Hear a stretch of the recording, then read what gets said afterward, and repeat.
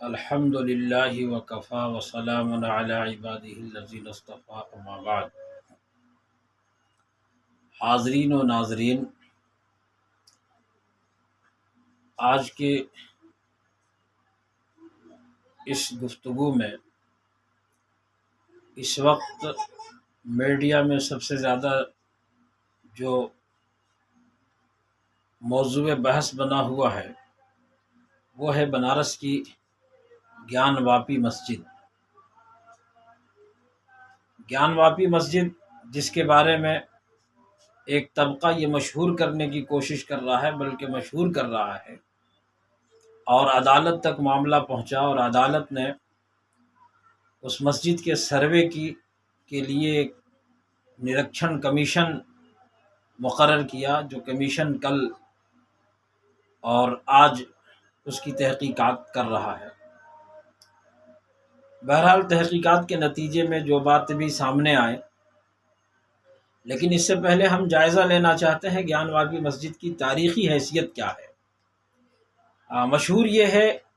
لوگوں نے یہ کہنا شروع کیا ہے کہ اورنگزیب جو کہ کٹر مسلم تھا اور وہ مسلمان بادشاہ تھا جس نے مندر کو توڑ کر بنوائی ہے۔ وہاں ایک بھویہ مندر تھا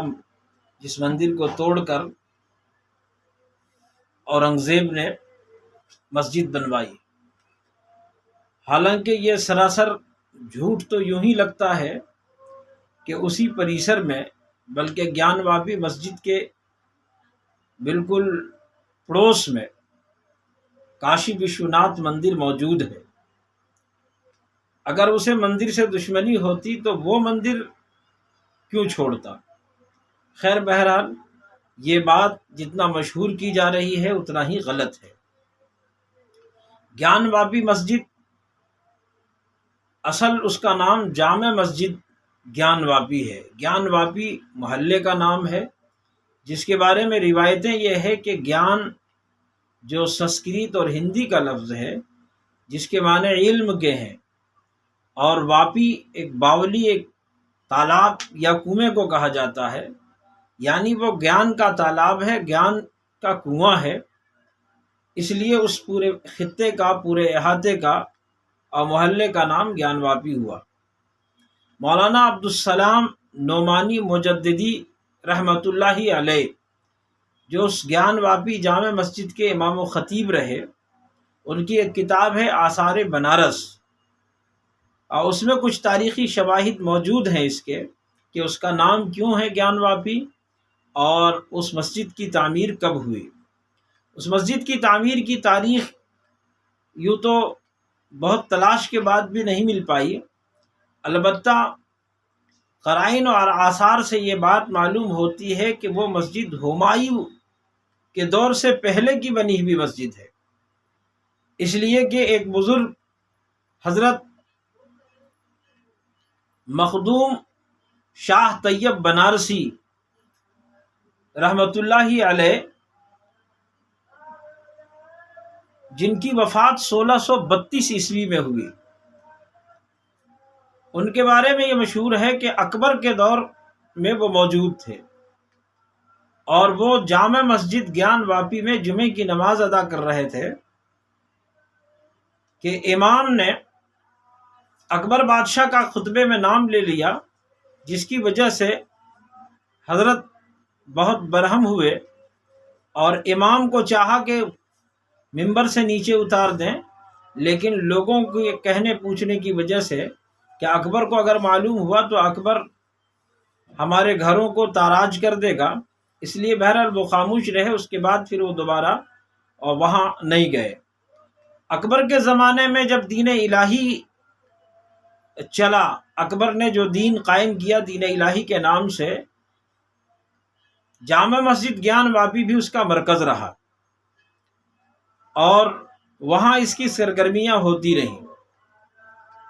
البتہ اورنگزیب رحمۃ اللہ علیہ کے زمانے میں اس مسجد کی جدید تعمیر ہوئی جو پرانے بنیادوں پر ہوئی تھی۔ وہ مسجد جہاں ابتدا سے جمعہ اور جماعت کا اہتمام ہوتا رہا، اکبری دور میں بھی اور اکبر کے بیٹے جہانگیر کے دور میں بھی اور شاہ جہاں کے دور میں بھی، اورنگزیب کے دور میں بھی، اور یہ سلسلہ تو الحمدللہ اب تک قائم ہے۔ اکبر کے بعد جہانگیر نے اس کی طرف کچھ بہت توجہ تو نہیں دی، البتہ جہانگیر کے بیٹے شاہ جہاں نے اس مسجد کی طرف توجہ فرمائی اور وہاں انہوں نے مسجد کے احاطے میں ایک مدرسہ قائم کیا، جس مدرسے کا نام ایوان شریعت تھا، جو مدرسہ 1639 عیسوی سے 1639 عیسوی سے یہ مدرسہ وہاں قائم ہوا، اور مدرسے کی تعمیر 1639 عیسوی میں ہوئی، اور وہ 1639 سے لے کر کے 1971 عیسوی تک یہ مدرسہ وہاں قائم رہا، اور وہاں دین کی تعلیم ہوتی رہی، درس ہوتا رہا، بڑے بڑے علماء، فضلاء، طبیب، حکیم وہاں سے پڑھ کر کے تیار ہوئے، اور وہاں تمام طرح کی تعلیم، قرآن، حدیث، فقہ، طب، سائنس، منطق، فلسفہ، ان تمام چیزوں کی تعلیم ہوتی رہی ہے۔ اس مدرسے کو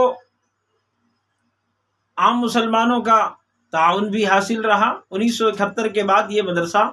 بند ہو گیا۔ بہرحال اورنگزیب رحمۃ اللہ علیہ نے نہ کسی مندر کو توڑ کر کے مسجد بنوائی، اور نہ ہی اورنگزیب رحمۃ اللہ علیہ نے اس میں کوئی تصرف کیا، البتہ انہوں نے یہ کام کیا اپنے دور حکومت میں کہ وہ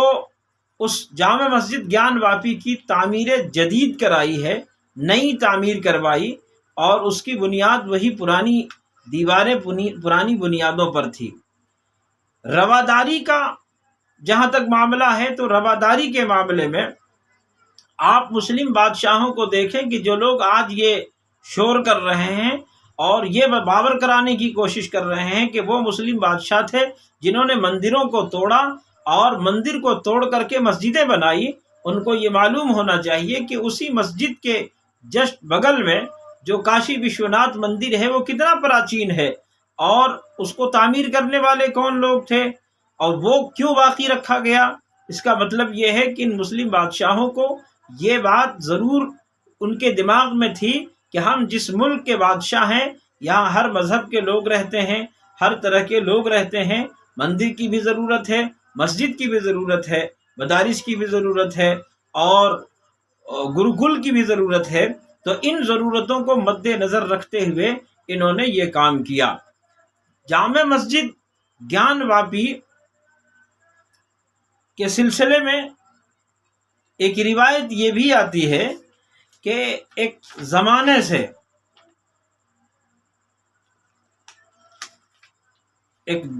پرانے زمانے سے اس دور سے اس کے امام اور خطبہ مستقل رہے ہیں۔ ایک بڑے بزرگ حضرت مولانا رحمت اللہ صاحب محدث دہلوی کے نام سے جانے جاتے تھے۔ کوئی 150 سال پہلے سے ان کی تاریخ یہ معلوم ہوتی ہے کہ وہ حضرت شاہ عبدالعزیز محدث دہلوی رحمۃ اللہ علیہ کے تلامذہ میں سے تھے، ان کے درس میں شامل تھے، اور وہ بنارس تشریف لائے اور بنارس ہو کر کے رہے۔ انہوں نے بنارس کی اس جامع مسجد کو اپنی خدمت کا مرکز بنایا۔ یہاں مسجد میں وہ امامت بھی کرتے، خطابت بھی کرتے، اور درس کا حلقہ قائم کیا انہوں نے۔ اس کے بعد سے مستقل جو ائمہ ہیں، جو اس کے خطبہ ہیں، جو مدرس ہوئے وہاں کے، ان کی پوری فہرست تاریخ کی کتابوں میں لکھی ہوئی ہے۔ ماضی قریب میں حضرت مولانا ابراہیم صاحب مجددی رحمت اللہ علیہ یہ بنارس کے رہنے والے تھے، اور وہ ایک لمبی مدت تک وہاں امام و خطیب رہے۔ پھر ان کے صاحبزادے حضرت مولانا مفتی عبدالسلام نعمانی مجددی رحمت اللہ علیہ وہ امام و خطیب رہے۔ ان کے بعد ان کے بھتیجے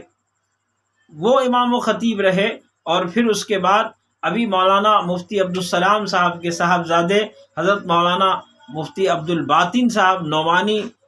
مدظ اللہ العلی، وہ اس وقت وہاں امام ہیں اور خطیب ہیں۔ تو جامع مسجد گیان واپی جس کے بارے میں اتنا شور ہو رہا ہے، یہ سوشل میڈیا پر اور الیکٹرانک میڈیا پر اور عدالت میں اور بازاروں میں اور چوراہوں میں یہی موضوع بحث بنا ہوا ہے، ہمیں چاہیے کہ ہم اپنی تاریخ سے آگاہی حاصل کریں اور جانیں کہ حقیقت کیا ہے، سچائی کیا ہے۔ اصل یہ ہے کہ جب سے ہم ہندوستان میں دیکھ رہے ہیں کہ 2014 یا اس سے پہلے بھی ایک خاص طبقہ ہے اور جس کا مشن اور جس کا کام یہی ہے کہ یہ مسلمانوں کی تاریخ کو، بلکہ ہندوستان کی صحیح معنوں میں تاریخ کو مرتب نہیں کی جا رہی ہے، بلکہ تاریخ بنایا جا رہا ہے۔ تاریخ کو نئے سرے سے لکھی جا رہی ہے وہ تاریخ، اور نئے سرے سے تاریخ ایجاد کی جا رہی ہے، اور یہ کوشش کی جا رہی ہے کہ جو مسلمانوں کے صحیح کارنامے ہیں، ان کے تاریخی کام ہیں، ان کو مسخ کر دیا جائے، ان کو ختم کر دیا جائے اور اس پر اپنا لیبل چڑھا دیا جائے۔ مسجد گیان واپی کے بعد معاملہ تاج محل کا بھی آیا۔ تاج محل کی باری آئی تو شاید یہ بڑی ترقی یافتہ ہمارا ملک ہے، اور ہمارے ملک کے جو بڑے لوگ ہیں، بڑے عہدوں پر جو فائز ہیں، وہ اس کو دنیا کے بڑے ممالک میں شامل کرانے کی کوشش میں ہیں، لیکن دوسرے لوگ دیکھ کر کے اور سن کر کے ان کو ہنسی آ رہی ہوگی کہ کیسے ناواقف لوگ ہیں، کیسے باولے قسم کے لوگ ہیں کہ ایسے ایسے دعوے کرتے ہیں۔ یہ دعوے جو نہ سچائی پر مبنی ہے، کہ تاج محل کے سلسلے میں وہ یہ کہتے ہیں کہ یہاں تیجو محالے تھا، یا تیجو محالے کی مندر تھی، اس کا یہ تھا، اور پھر اس وقت تو ایک سانسد مہودیا، ایک ایم پی جو ہے وہ راجستھان کی، وہ اس پر اب اپنا دعویٰ پیش کر رہے ہیں کہ یہ ہمارے پروجوں کی یہ زمین تھی جس سے انہوں نے شاہ جہاں نے لے لی تھی، حالانکہ ان کے پروجوں کی تاریخ وہ محققین اور مورخین بیان کر رہے ہیں۔ میرے بھائیوں اور بزرگوں، میرے سامعین، میرے دوستوں، اس وقت اصل ضرورت ہے کہ ہم اپنی تاریخ کو اور صحیح تاریخ کا مطالعہ کریں، صحیح تاریخ کو پڑھیں اور اپنی تاریخ کو پھیلانے کی اور بڑھانے کی کوشش کریں کہ یہ مسجدیں جو پورے ہندوستان میں پھیلی ہوئی جو تاریخی